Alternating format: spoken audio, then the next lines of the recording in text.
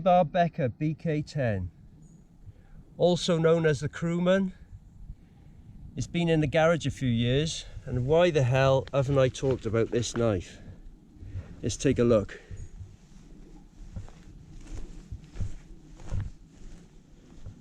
Right, what I'm going to do now is go through the specs and then see how it performs in the field. So first up, the sheath. Now the sheath is made of like a polyester cordura type material, and it's got a plastic insert there so the knife doesn't cut any of the material. And the knife also goes in both ways, left-handed and right-handed, if you want to call it that. So it's got a couple of straps here for the handle, quite thick as well. The belt loop is held down with a snap button and a good bit of Velcro as well. Now I think this belt loop would fit, well, it definitely fit a thick belt, a trouser belt, but it wouldn't fit a webbing belt, I don't think. But there you go. I mean, I don't mind that.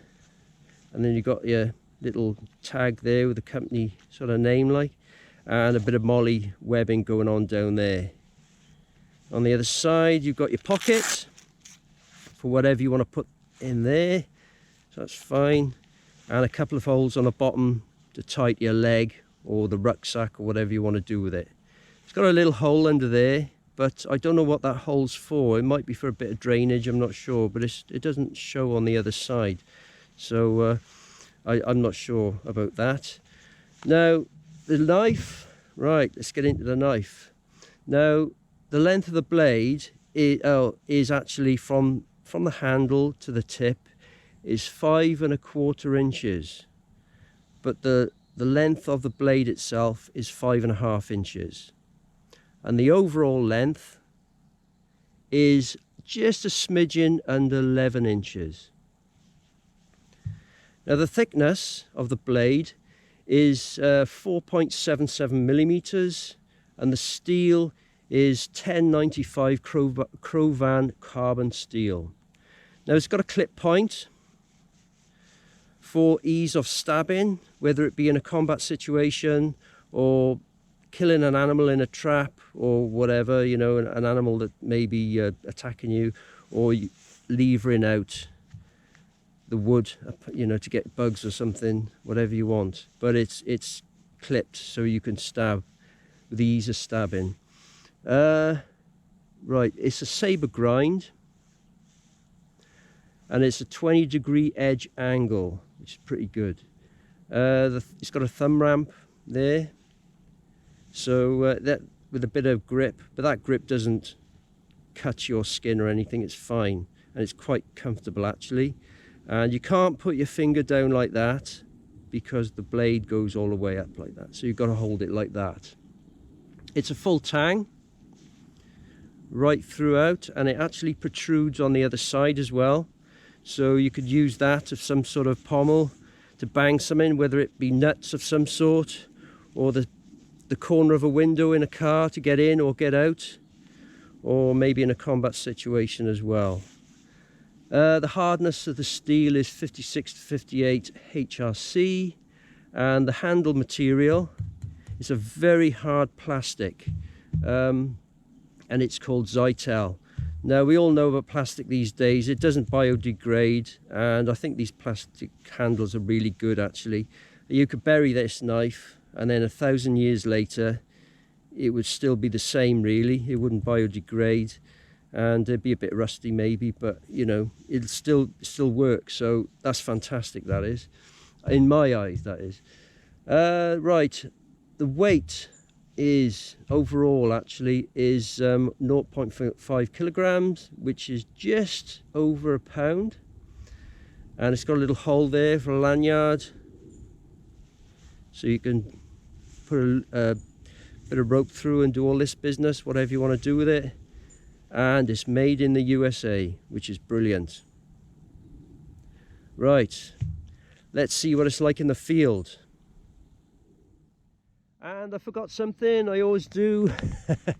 Right, this knife, the BK10, It was originally designed as a replacement for the early issued pilot survival knife from years ago. So there you go. That's why it's called the Crewman.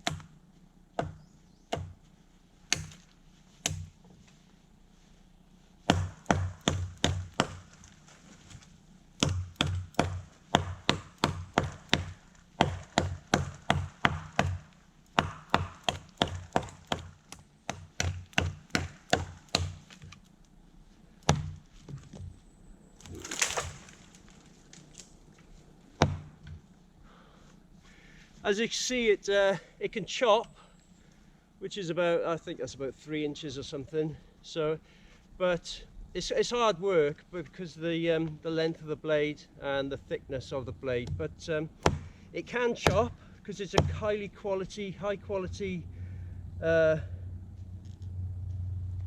knife.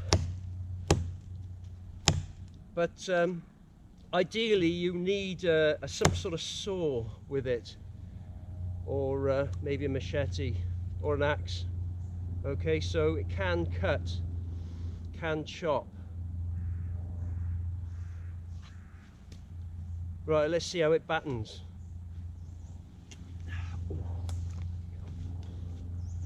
Getting old.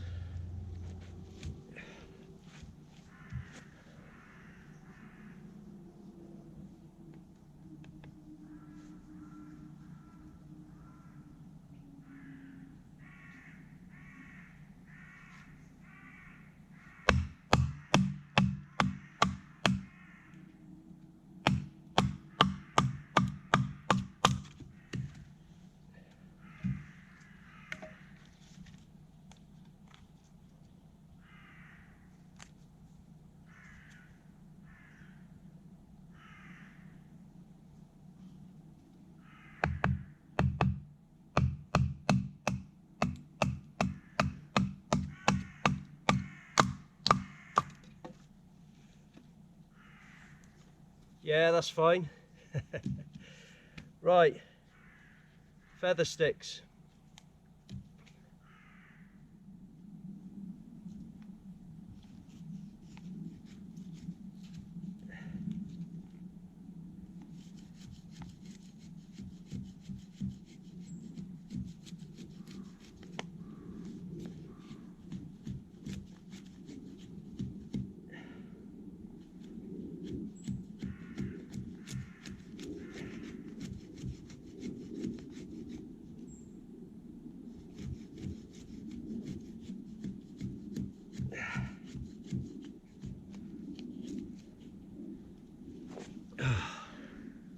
It's a bit tiring doing that, using this knife for feather sticks. It's my thumb is pressing down, and it's a weak point in the whole hand really. I need to put my choke on up on the blade and put my finger under there, right on the blade, so I can give it a good punch in, you know. and punch down with a bit of force. But it's a bit tiring, I gotta admit, only because I can't choke up on the blade like that. So it's all right. The blade and the angle of the cut is everything. It's fine. It's just I just haven't got the strength to hold it with my fist. See, it's quite hard work, and I've just done a lot of chopping as well. I chopped all this, and I chopped all this. You know, so I need to. That bit there needs to be blunt, really, because I can't. It's a bit tiring. Put your thumb right over it like that, I suppose. That helps a bit. A little bit, not much. But I'm finding feather sticks a little bit difficult.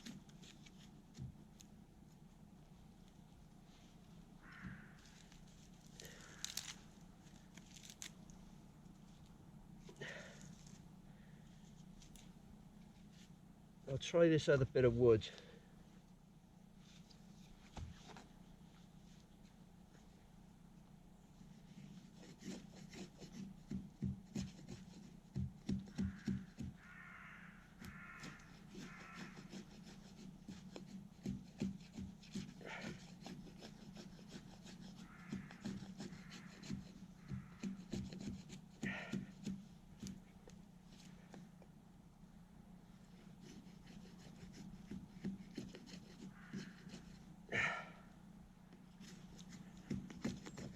There's nothing wrong with the wood. It's just I can't, like I said, I need to put my finger under there so I can give it a good punch down. So I haven't got the strength to hold it like that very well. So it's a shame, that is.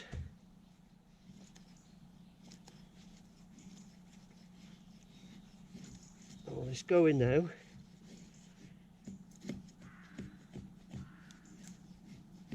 Oh, bloody hell. Oh.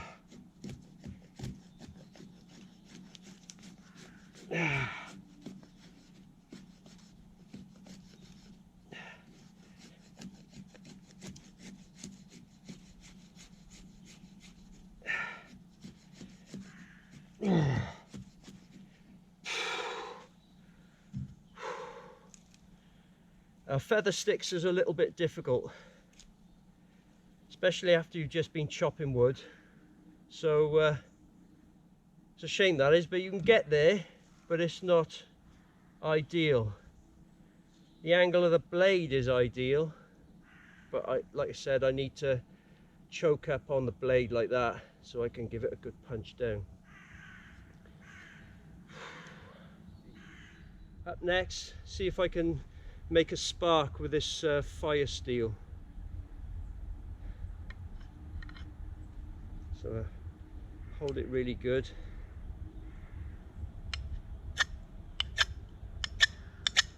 No, I can't do it. Oh, it's very minimal.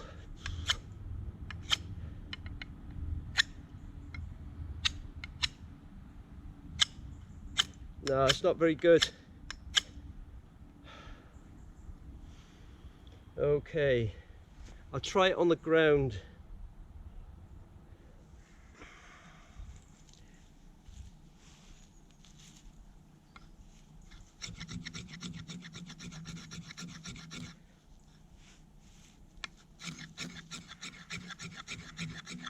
Nah, nope. Nope, it will not make sparks with a flint and steel, or a flint. You'll have to use one of these instead. Right, okay. This wood's a bit damp. Let's see if I can light it.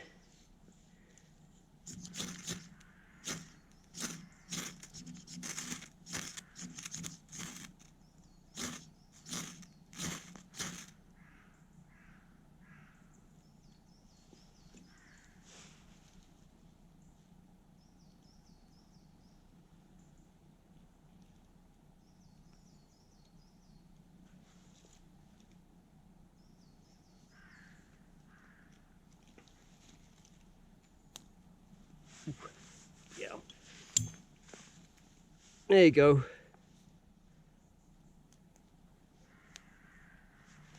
It's on its way, so so really you can't use the back of the knife. It doesn't work. You've got to use one of these.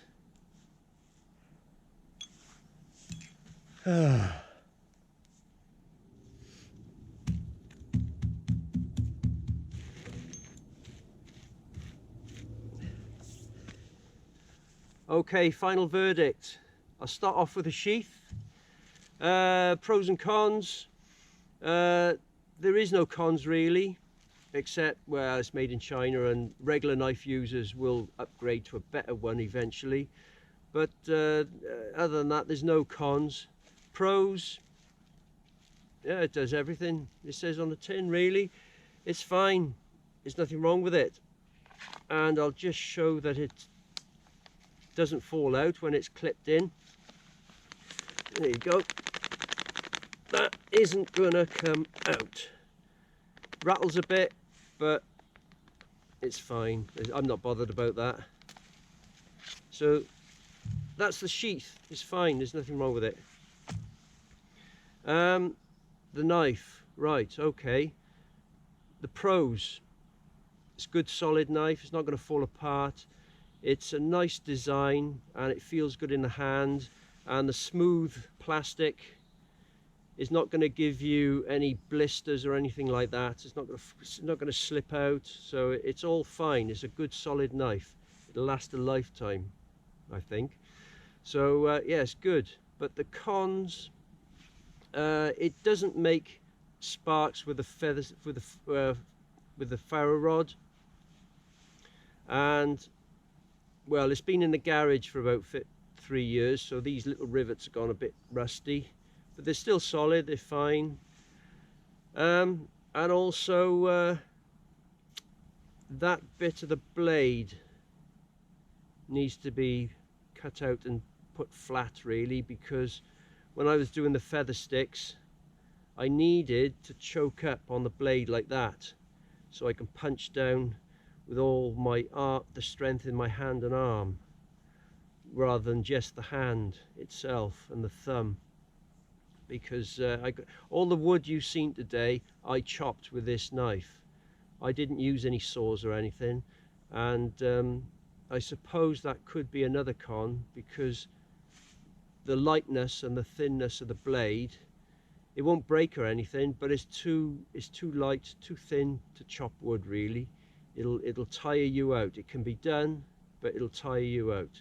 So you need a saw or an axe, or a machete or something to go with this knife. But and that's the cons really. Just a few cons. So there you go. Take from this video what you will. Okay. And I'll just leave me to say thanks for watching. Like, share, subscribe if you want, and have a good life. Cheers.